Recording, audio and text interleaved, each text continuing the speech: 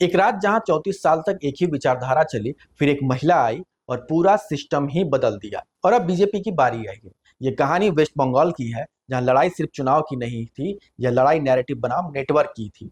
और इस कहानी के दो बड़े किरदार थे, ममता बनर्जी और नरेंद्र मोदी। लेकिन सवाल सीधा है, बीजेपी बंगाल चुनाव जीती कैसे? बीजेपी ने बंगाल को क्लीन स्वीप कैसे किया जब गढ़ी थी उसके खिलाफ थे? अगर आप सिर्फ 2021 चुनाव देखेंगे तो कहानी खत्म हो जाती है। टीएमसी 215 सीट जीतती है, बीजेपी 77। यहाँ आपके हिसाब से गेम ओवर लगता है, लेकिन असली गेम 2024 के डेटा में छिपा है। लोकसभा के हिसाब से बीजेपी 90 सीटों में आगे और टीएमसी 192 सीट। इस चुनाव के वोट प्रतिशत पर ध्यान दीजिए। वोट का फर्क रहा सिर्फ 10%, लेकिन जो सीटों का फर्क था वो था 136। और यही बंगाल का इलेक्शन ट्रैप है। तो चुनाव वोट से नहीं, वोट कहां पड़ता है उससे जीतते हैं। आप देखना शुरू कर चुके हैं चौपालदारी लाइव और मैं हूं सुनील मिश्रा। बंगाल को समझना है तो इतिहास को समझना पड़ेगा। 1977 से 2011 तक 34 साल का कंट्रोल पूरा सिस्टम कम्युनिस्ट कैडर बेस्ड रहा। लेकिन 2011 में ममता बनर्जी ने खेल ही पलट दिया। तो सवाल आता है, असली मास्टर स्ट्रोक क्या था? जवाब ढूंढने पर पता चलता है कि वेलफेयर प्लस महिला वोट। डेटा से समझिए, 2001 चुनाव में पुरुष ज्यादा वोटर्स थे, लेकिन 2021 में महिलाएं लगभग 3.5% ज्यादा थी। यह सिर्फ आंकड़ा नहीं है, यह पावर शिफ्ट है। लोग कह रहे थे बंगाल में टीएमसी मजबूत है, लेकिन क्यों मजबूत है, आइए इसे भी समझाते हैं। वेलफेयर और लॉयल्टी, इसके दो बड़े कारण हैं। लक्ष्मी भंडार जैसे स्कीम से लगभग 1.5 करोड़ महिलाओं को लाभ। यह स्कीम नहीं है, यह डायरेक्ट वोट ट्रांसफर का मशीन है। ये तो बात हो गई वेलफेयर की, और अब बात करते हैं लॉयल्टी की। बंगाल में मुस्लिम वोट लगभग 30% है और पूरा का पूरा टीएमसी के साथ है। मतलब बीजेपी सीधे 30% वोट से बाहर। टीएमसी की मजबूती के एक और जो बड़ा फैक्टर था वो था ग्राउंड कंट्रोल। पंचायत से लेकर बूथ तक टीएमसी का मजबूत नेटवर्क है, और यही कारण है वोट कास्ट से नहीं, वोट मैनेज होता है। अब बात करते हैं, आखिर बीजेपी ने ममता की इस चक्रव्यूह को तोड़ा कैसे? तो सवाल बनता है, जब सब कुछ टीएमसी के पास है तो बीजेपी ने आखिर खेला किया कैसे? पहला सबसे बड़ा जो फैक्टर था वो था लीडरशिप फैक्टर। बीजेपी के पास नरेंद्र मोदी और अमित शाह जैसे बड़े नेता हैं। बंगाल का चुनाव इस बार मोदी वर्सेस ममता बनर्जी बन गया था। दूसरा जो बीजेपी ने किया था वो था स्मार्ट वोट बैंक ट्रांसफरिंग। सवाल आता है, बीजेपी ने ये किया कैसे? बीजेपी ने पूरे राज्य को नहीं, स्पेसिफिक कम्युनिटीज को टारगेट किया। मतुआ समुदाय जो एससी समाज से आते हैं, उनका 60% वोट बीजेपी के साथ रहा।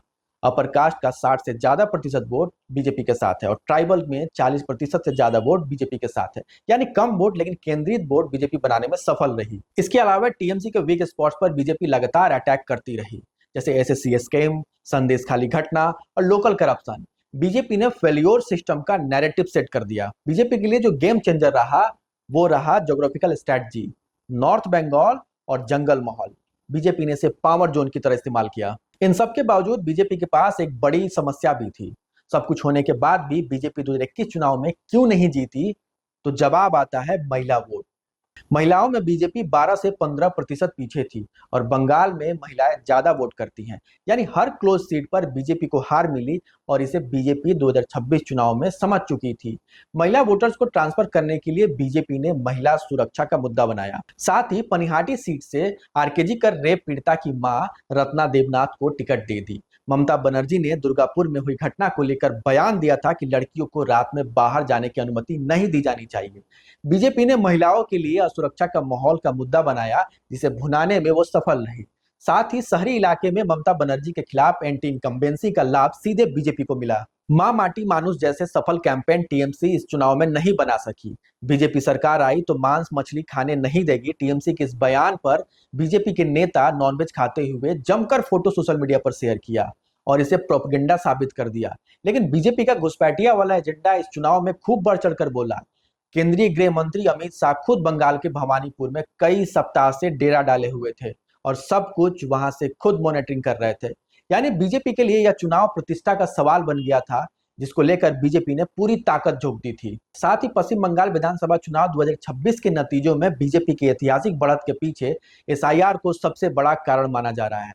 चुनाव आयोग द्वारा मतदाता सूची से 91 लाख से अधिक संदिग्ध नामों को हटाए जाने के बाद बीजेपी ने उन सीटों पर जीत दर्ज की जहां पहले टीएमसी का दबदबा था। बीजेपी ने इसे लोकतंत्र की शुद्धि बताया, जबकि टीएमसी ने इसे केंद्र की साजिश करार दिया। इसके अलावा ध्रुवीकरण की सियासत बीजेपी के लिए मास्टर स्ट्रोक साबित हुई। ये चुनाव हिंदू वर्सेस मुस्लिम बन गया था। हिंदुओं ने एकमुश्त होकर बीजेपी को वोट किया, जिसका नतीजा हिंदुल बाहुल इलाका यानी दक्षिण बंगाल में बीजेपी ने शानदार प्रदर्शन किया, जिसे बीजेपी का 2026 चुनाव में वोट प्रतिशत 38 से बढ़कर 45 पर आ गया। टीएमसी 48 से 41 पर आ गई। बंगाल में बम्पर वोटिंग के पीछे कहा जा रहा है कि इस बार चुनाव आयोग ने काफी तैयारी और सख्ती के साथ चुनाव कराया। बंगाल में चुनाव के दौरान कहीं भी कोई बड़ी अप्रिय घटना नहीं हुई। केंद्रीय सुरक्षा के अंदर वोटर्स भयमुक्त होकर मतदान किया और एंटी इनकम्बेंसी ने बीजेपी का रास्ता और आसान कर दिया। तो आखिरकार बंगाल का वो किला जिसे कभी अजय कहा जाता था, वो गिर चुका है। वेस्ट बंगाल ने अपना फैसला सुना दिया है और यह सिर्फ सरकार बनाने का फैसला नहीं है, यह सिस्टम बदलने का फैसला है। सालों तक कहा गया बंगाल बीजेपी के लिए नहीं है, लेकिन 2026 ने यह भी मिथक तोड़ दिया। लेकिन असली कहानी जीत की नहीं है, असली कहानी है कैसे जीती गई।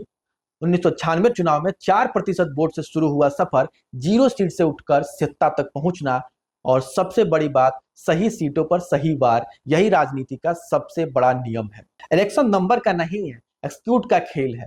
नरेंद्र मोदी के लिए यह सिर्फ एक जीत नहीं है, यह ईस्ट इंडिया में फाइनल ब्रेक थ्रू है। और ममता बनर्जी के लिए यह सिर्फ हार नहीं है, एक एरा का एंड है। वीडियो पसंद आए तो लाइक, शेयर और सब्सक्राइब करें।